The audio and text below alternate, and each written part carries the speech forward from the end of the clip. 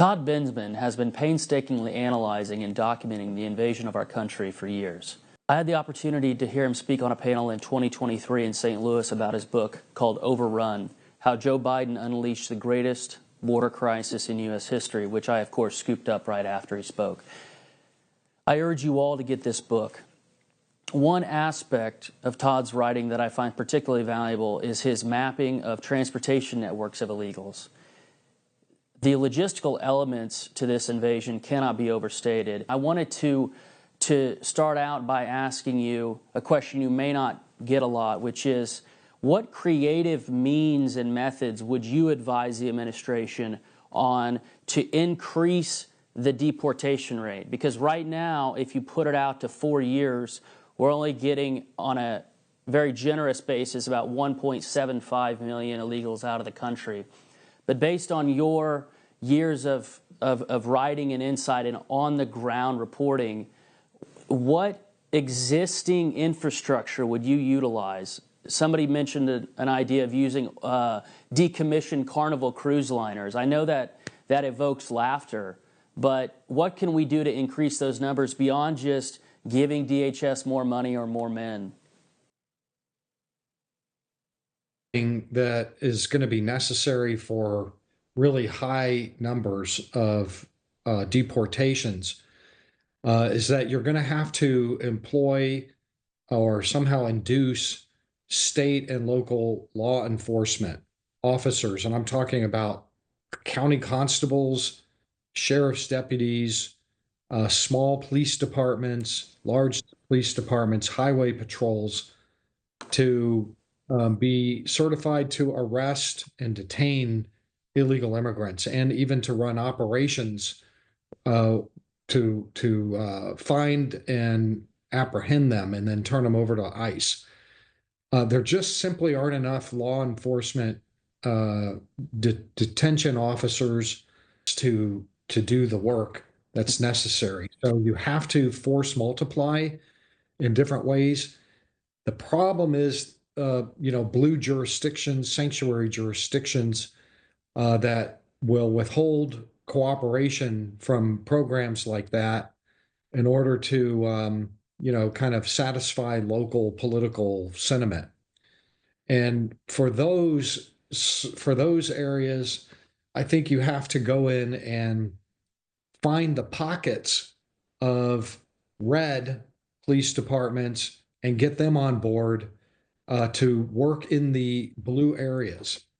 They're just going to have to go under, around, over, and through them to catch illegal immigrants in blue districts. But in every blue district, there are pockets of red. You can see them on political maps, and I think that they need to put the harness on those in the red districts for now until they can force some other kind of resolution to that. But certainly in any red jurisdiction, meaning state, regular whole states that are red, Texas, think Indiana, those kind of places. Florida's already done it, but you have to have a statewide legislation that requires all police departments, including the blue ones, to get on board. Well, I don't off the top of my head know the name of the Florida law, but they did just pass it maybe a couple of months. And it requires, all police departments to get on board with this and to form up. And by the way, the legal source for states to do this comes from Bill Clinton's 1996 immigration law, immigration reform and enforcement law, that talks about, they use the term 287G. It's there. Mm-hmm. We just haven't used it as universally as necessary, and it has to be universal. And blue states aren't going to pass a legislation like that, but red states should be able to be induced to do that. They should all be induced to do that, and you can get it. You can fill a lot of planes just from the red states. Even if you have a 787, at most you're filling a couple hundred people.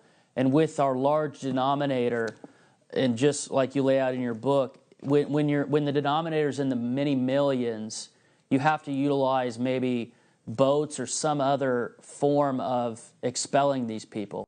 Maybe you need more modes of transportation, but what you really need is detention space to hold people longer while you're waiting for the aircraft to return empty.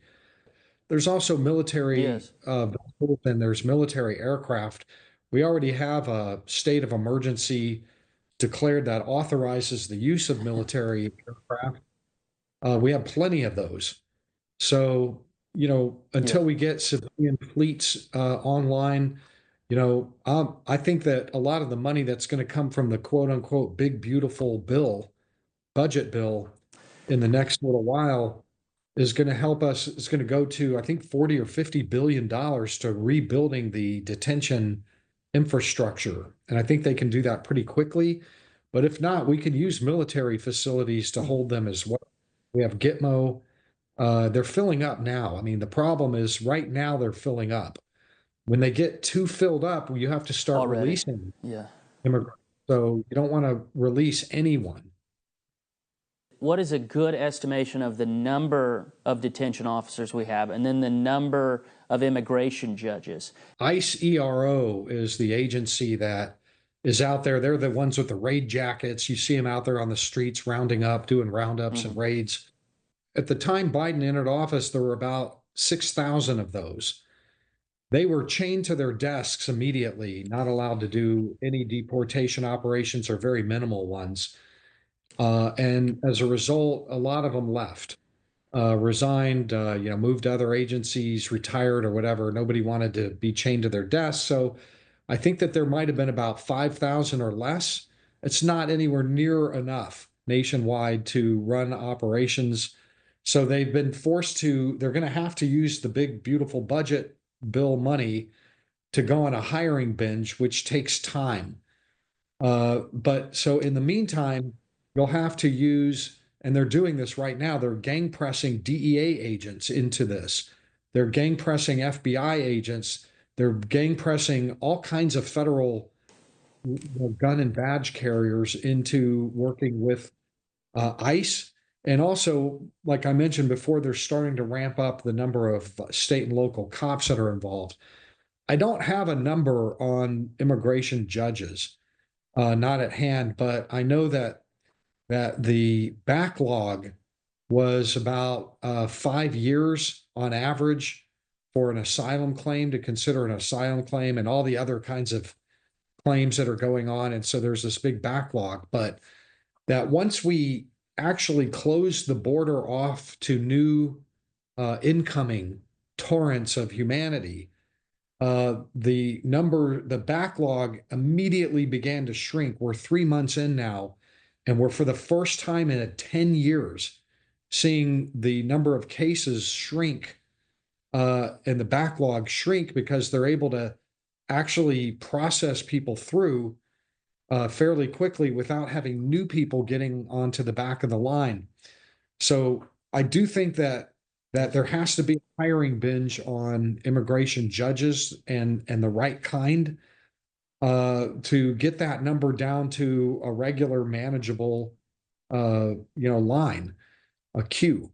Due process afforded to a normal citizen is not the same legally that's afforded to somebody in this immigration process. They don't get that confrontation of their witnesses. It's just simply apples and oranges. But the mainstream media just wants to put it like they get all of the advantages of citizenship when it comes to their removal proceedings, which is a joke. Right. Well, the biggest misconception the conflation that I'm seeing out there has to do with the fact that illegal immigrants are not being imprisoned. They're being sent home. They're free at home. We're not taking liberties away for 20 years on some kind of sentence or something. You're just going home. So right there you have, a cognitive dissonance with like, yes, there is due process. You have to have immigration judges involved and Yes. adjudicators stamping things and looking at things, and you can appeal and there are appeals. But the worst thing that can happen really is that you just go home, or we send you to some other country. We're not Yes. depriving you of your liberty. I mean, other than for a short period of time to make sure you don't run. Yes.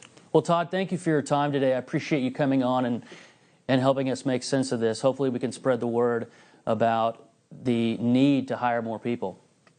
Take care. God bless you. Thank you.